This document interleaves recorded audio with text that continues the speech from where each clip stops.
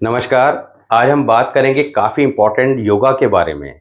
योगा की जब बात करते हैं तो हम अपनी हॉरोस्कोप में ढूँढने का प्रयास करते हैं कि हमारी कुंडली के अंदर कौन से अच्छे योग बने हुए हैं। अच्छे योग की बात करते हैं तो शश योग, मालवीय योग, गजकेसरी योग, बुध आदित्य योग, इस तरह के बहुत सारे योग ज्योतिष के अंदर बताए गए हैं। और ये योग अगर कुंडली में बने होते हैं तो जातक निश्चित तौर पर बहुत सफलता और धन लाभ की प्राप्ति करता है। मगर नॉर्मली हम अपनी वीडियोस में क्या बात करते हैं कि कई बार ये योग होने के बावजूद भी हमें उसके रिजल्ट नहीं मिलते। उनके रिजल्ट लेने कैसे हैं और उस योग को अच्छी पोजीशन में लाना कैसे है, आज इसी तरह के एक सुंदर योग, सुंदर क्या अति सुंदर योग के बारे में बात करेंगे। ये योग जो है, आपने टाइटल में पढ़ा मुकद्दर का Sikandar, that is the very excellent yoga in horoscope. अगर ये योग आपकी हॉरोस्कोप में है तो मैं समझता हूँ कि ऐसे जातक को जीवन में कभी भी किसी प्रकार की चिंता करने की आवश्यकता नहीं होती। जीवन में सभी सुख सुविधाएं उसको आसानी से मिल जाती हैं। केवल उसको ये समझना है कि उसकी हॉरोस्कोप में अगर ये योग है तो how to get the benefit from this yoga, because this yoga is amazing yoga in horoscope. अब ये योग की बात करेंगे, साथ ही एक हॉरोस्कोप को भी डिस्कस करेंगे। इस हॉरोस्कोप के अंदर एक जातक ने प्रश्न किया है कि उसका सारा काम धंधा चौपट हो गया है, शेयर मार्केट में लगातार नुकसान पर नुकसान हो रहा है, अब वो जीवन में करे तो क्या करे। हम ज्योतिष के माध्यम से केवल ये समझने का प्रयास कर लेते हैं कि एक छोटा सा कार्य करने से हम जीवन में कितनी बड़ी परेशानियों को आसानी से ठीक कर सकते हैं। तो वो उस कुंडली के माध्यम से जब एक्सप्लेन करेंगे तो आप इजीली समझ जाएंगे। और अगर आपकी हॉरोस्कोप में या आपकी फैमिली की हॉरोस्कोप में इस तरह के कॉम्बिनेशन दिखाई दे रहे हैं तो आप भी उन डिसीजन को लेकर आने वाले समय को बेहतर कर सकते हैं। अब सबसे पहले आज हम बात करेंगे इस योग के बारे में। तो सबसे पहले कि जो लोग फर्स्ट टाइम देख रहे हैं उनको ही पता होना चाहिए कि हमारी कुंडली के अंदर ये 12 हाउसेस हैं। यहाँ पर फर्स्ट हाउस लिख दिया गया है, यानी कि ये कुंडली का पहला घर है जिसको लगन बोलते हैं। और इसी क्रम में ये सेकंड, थर्ड, ये 12 हाउस हमारे लिखे गए हैं। इन 12 हाउसेस के अंदर हम बात कर रहे हैं 8th हाउस की।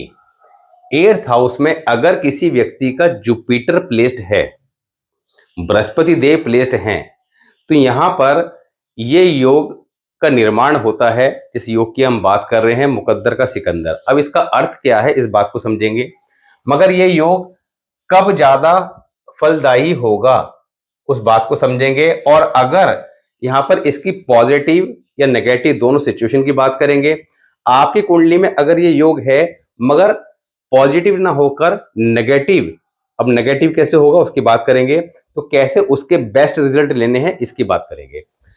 जुपिटर यहाँ पर 8th हाउस में हो, इसके साथ ही कुंडली का 2nd हाउस, 4th हाउस और 11th हाउस, इन हाउसेस में इसके एनिमी प्लैनेट या ऐसे प्लैनेट ना बैठे हों जो इन हाउसेस को खराब कर रहे हों। जैसे 2nd हाउस के अंदर नॉर्मली कौन से ग्रह शुभ फल प्रदान करते हैं? आपका बुध, शुक्र, चंद्र, मंगल, सूर्य, ये 5 ग्रह और केतु, ये 6 ग्रह इन 2nd हाउस के अंदर अच्छा प्लेसमेंट माना गया है, अच्छा फल देते हैं। तो यहाँ पर जुपिटर 8th हाउस में हो और इनमें से कोई भी प्लैनेट यहाँ पर हो या नहीं भी हो। इसके अलावा 4th हाउस के अंदर आपका चंद्रमा, शुक्र या आपका मंगल नहीं, क्योंकि मंगल यहाँ पर 4th हाउस में अच्छा नहीं होता, जबकि जुपिटर का फ्रेंड है, मगर मंगल यहाँ पर बैठकर खराब करता है चंद्रमा को। इस वजह से मंगल को यहाँ पे हटा देंगे। तो शुक्र हो गया, चंद्रमा हो गया और इसके साथ ही सूर्य हो गया। तो ये प्लैनेट अगर 4th हाउस में बैठे हैं या नहीं बैठे, ये 4th हाउस खाली है। दूसरा 11th हाउस, 11th हाउस में राहु महाराज नहीं होने चाहिए।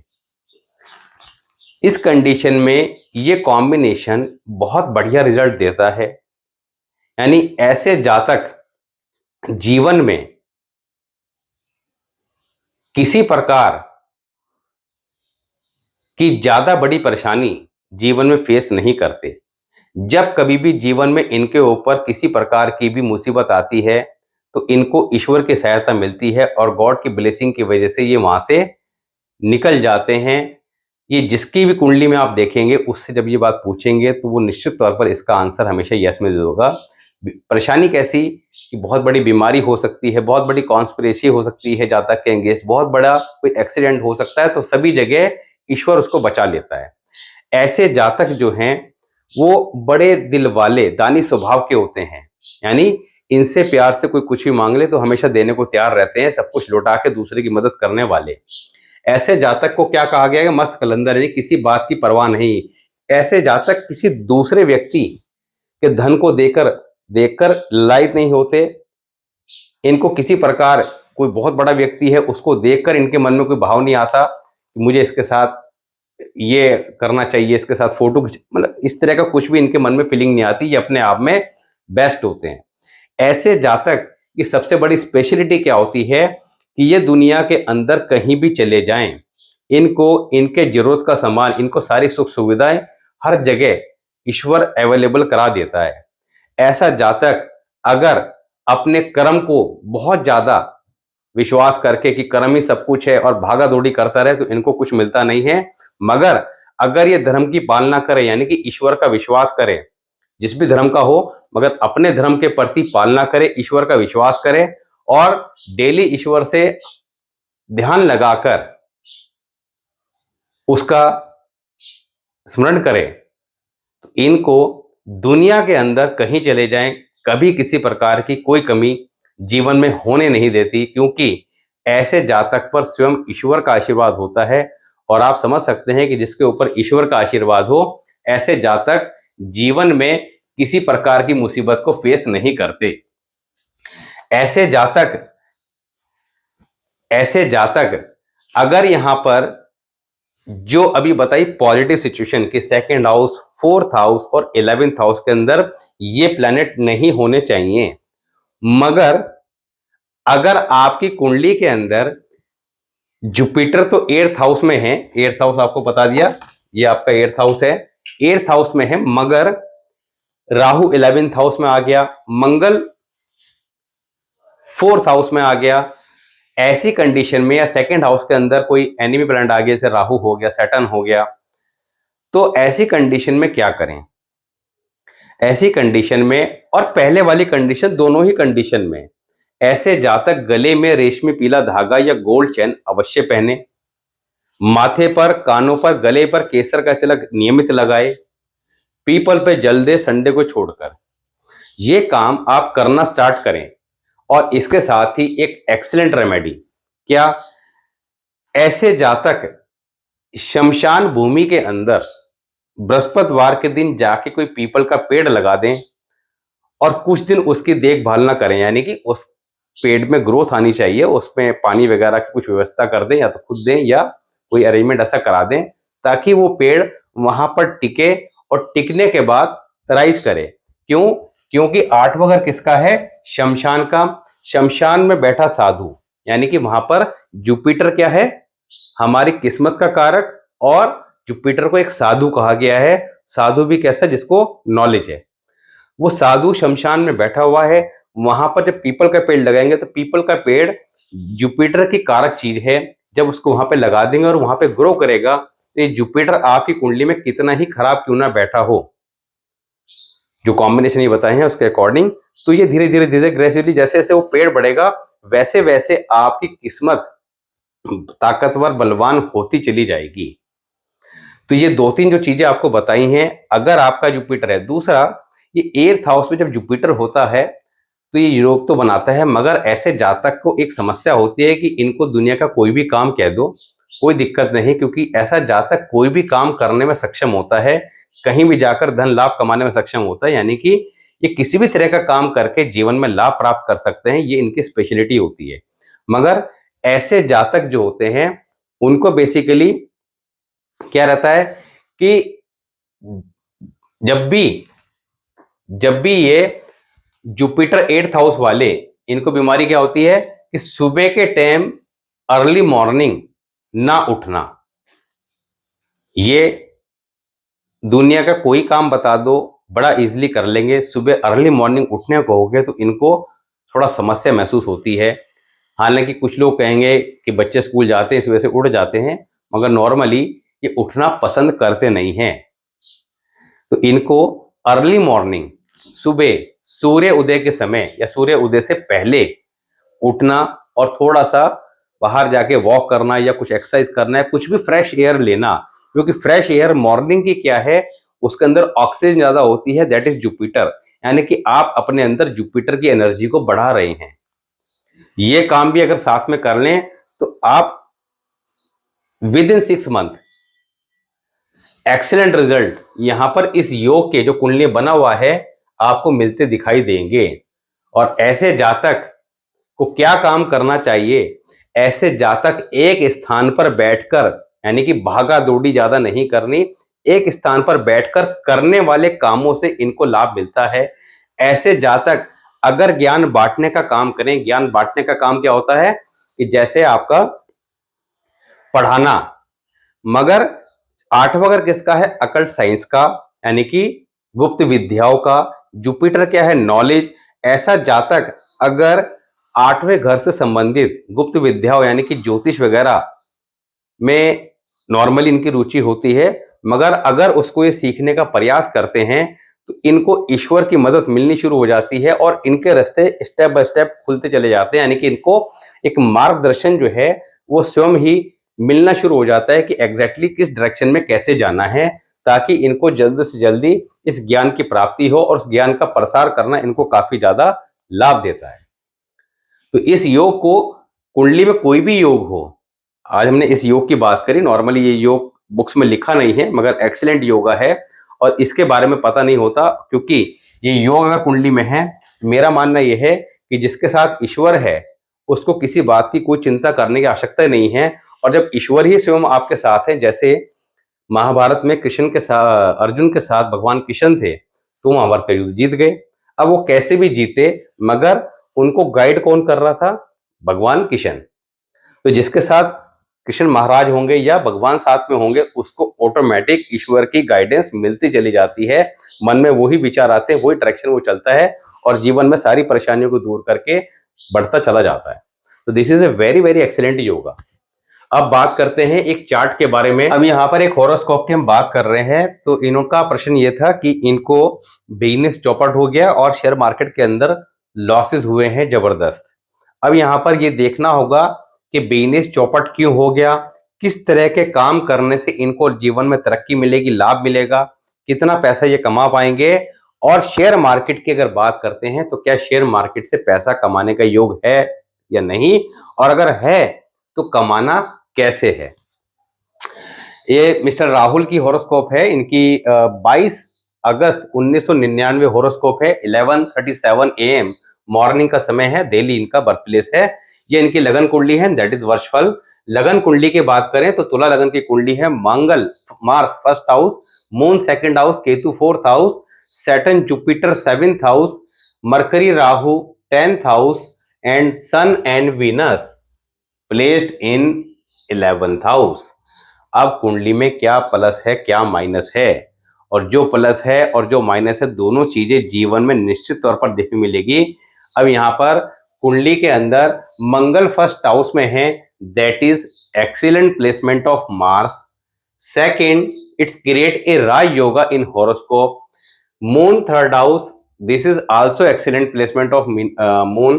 केतु फोर्थ हाउस, ये केतु का प्लेसमेंट फोर्थ हाउस में है, ये शुभ रिजल्ट भी देगा खराब भी देगा। इसके बेस्ट रिजल्ट कैसे लेने हैं, क्या परेशानी देगा, क्योंकि अभी इनका 99 का बर्थ है, तो इसके हिसाब से इनकी आयु जो है लगभग 35-36 साल के आसपास हो गई। 2000 नहीं सॉरी, इनकी जो आयु हुई अभी 25 इज रनिंग, तो अभी इनका 25 रनिंग में है, तो अभी शादी यानी कि नहीं हुई होगी। तो इनको समस्याएं क्या क्या आएंगी, समस्याएं आएंगी मैरिड लाइफ में। इनकी हॉरोस्कोप में समस्याएं क्या आएंगी, मैरिड लाइफ में, और संतान को लेकर नॉर्मली मेल चाइल्ड आसानी से होता नहीं है, थोड़ा सा समस्या आती है। मैरिड लाइफ में चैलेंजेस भी रहते हैं, जहां तक कि मदर और वाइफ की थोड़ा सा कम बनती है। पत्नी हालांकि समझदार होती है मगर थोड़ा सा जरा इगोस्टिक डोमिनेटिंग नेचर की देखने को मिलती है। अब यहां पर इस चार्ट के अंदर सैटर्न एंड जुपिटर का प्लेसमेंट 7th हाउस में है, that is not good. Mercury and Rahu placed in 10th house, ये भी यहां पर खराब ही रिजल्ट देगा। Sun and Venus placed in 11th house.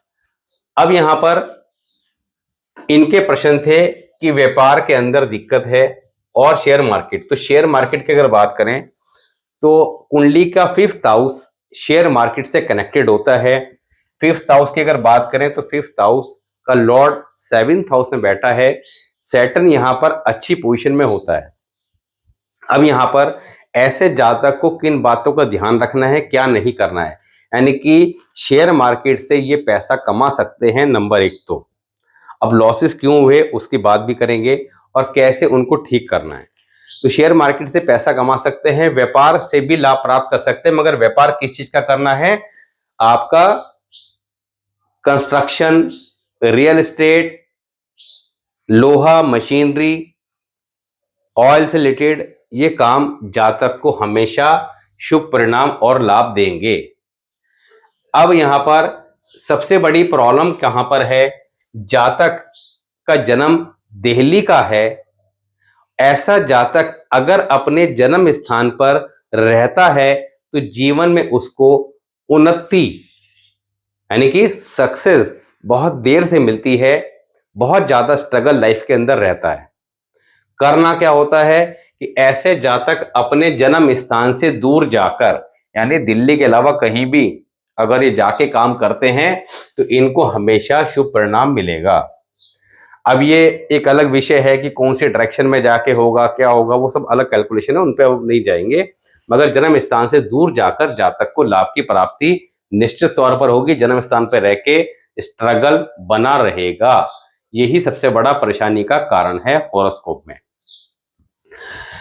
करना क्या है, दैट इज इंपॉर्टेंट। कुंडली के अंदर एक खराब योग भी बना हुआ है, mercury and Rahu together placed in 10th house. जब कुंडली के अंदर 7th हाउस से लेकर 12th house, 7th, 8th, 9th, 10th, 11th, 12th, ये जो हमारे हाउसेस हैं, इनमें मरकरी और राहु एक साथ हों या अलग अलग प्लेस्ड हों तो that's create a yoga jail खाना, दवा खाना, पागल खाना। इस कॉम्बिनेशन का अर्थ क्या है, जेल खाने का अर्थ है किसी न किसी कारण कोर्ट कचहरी पुलिस थाने की स्थिति का सामना करना। दवा खाने का अर्थ है किसी न किसी कारण डॉक्टर या अस्पताल के चक्कर लगना। और पागल खाने का अर्थ होता है मेंटल स्ट्रेस ज्यादा रहना। ये कॉम्बिनेशन क्योंकि लगन कुंडली में है तो लगन कुंडली हमारे पूरे जीवन का हाल बताती है। तो कोई भी अच्छा या खराब कॉम्बिनेशन लगन कुंडली में आ जाता है तो हमारे पूरे जीवन पे इंपैक्ट करता है। वही सेम कॉम्बिनेशन अगर वर्ष फल में आ जाता है तो उस साल उसका इंपैक्ट रहता है।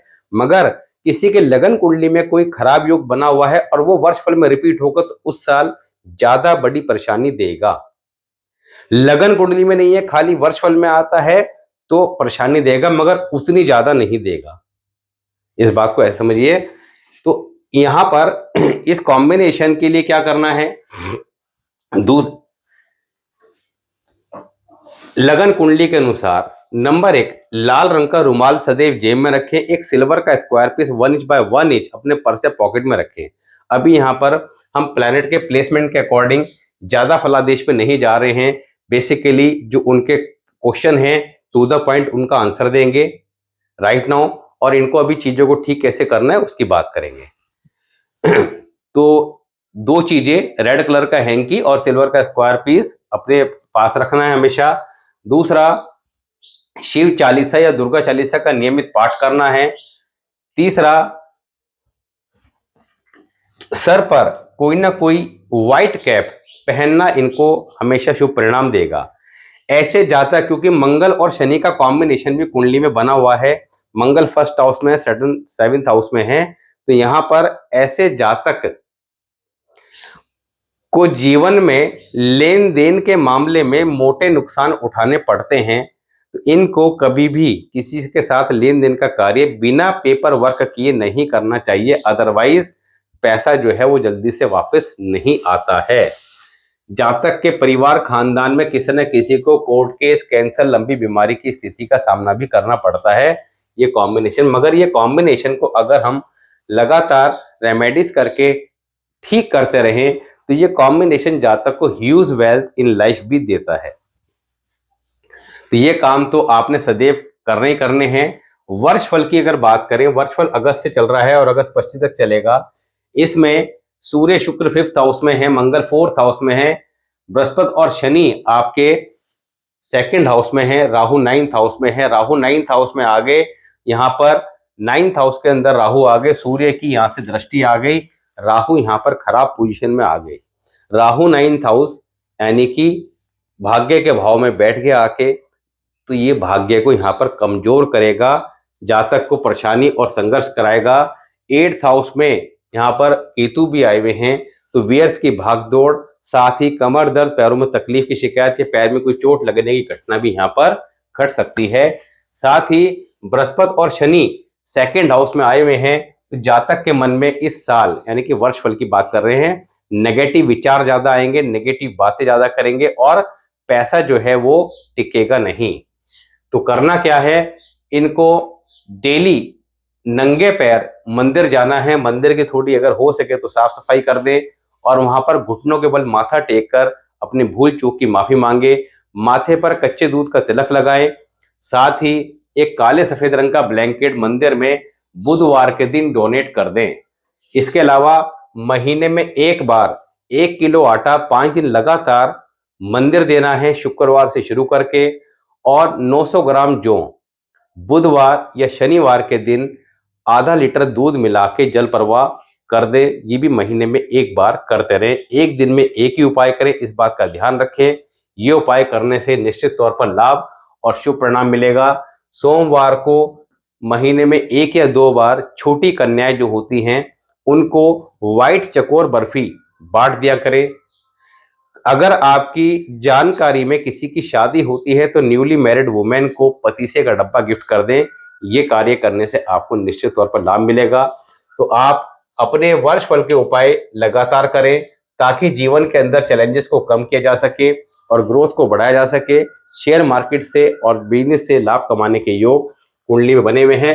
व्यापार के अंदर थोड़ी समस्या रहती है, ऐसे जातक सेल्फ एम्प्लॉयड वाले काम जॉब के अंदर ज़्यादा अच्छा परफॉर्म करते हैं। व्यापार में थोड़ी दिक्कत आती है, उसके लिए काम और कर लिया करिए। ये रूटीन में परमानेंट कीजिए। साबुत हरी मूंग रात को पानी भिगो कर नेक्स्ट डे कबूतरों को खिला दे कीजिए, घर से बाहर कहीं भी। मगर ये बात ध्यान रखिए कि जन्म स्थान से दूर जाकर जातक को तरक्की मिलती है, वहां रहने पर समस्या कहीं ना कहीं बनी रहती है। मदर के हेल्थ इश्यू वगैरह भी यहाँ पर कुछ ना कुछ परेशान करते रहते हैं। तो अभी हमने ज़्यादा विस्तार में ना जाके शॉर्ट में इनके रेमेडीज के बारे में बात करी। इसी प्रकार आप भी अपने चार्ट के अकॉर्डिंग रेमेडीज करके चीज़ों को ठीक करने का प्रयास कर सकते हैं।